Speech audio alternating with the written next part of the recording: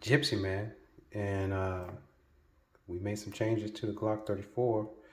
We are safe and unloaded. What we changed was we have the Glock performance trigger inside, but what we did was we changed out the OEM shoe that came with the performance trigger for the Johnny Glock Vex shoe right here. And you can see that is in a different position. It's a lot further set back than the original trigger that was about right here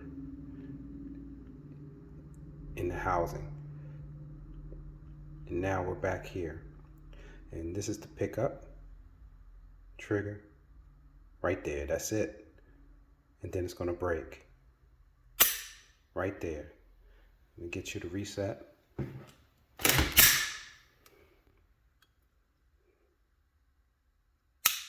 Right there, same reset, same strong reset that comes with the Glock Performance trigger.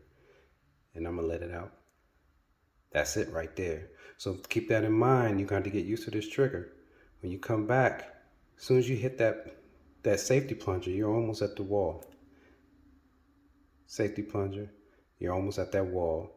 The trigger feels a lot better than the original one, because the original shoe, if you don't hit that trigger just right with the pad of your finger, and you use too much finger, as this example right here, it's going to snag the safety, trigger safety snags on the frame of the gun. So you have to get the right amount of trigger pad from your finger right there to engage the safety smoothly.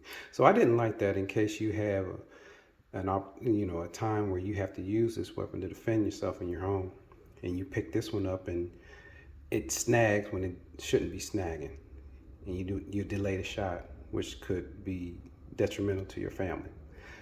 So what I like about this trigger is it feels like the original trigger, but a flat face with curved sides. So it feels real comfortable.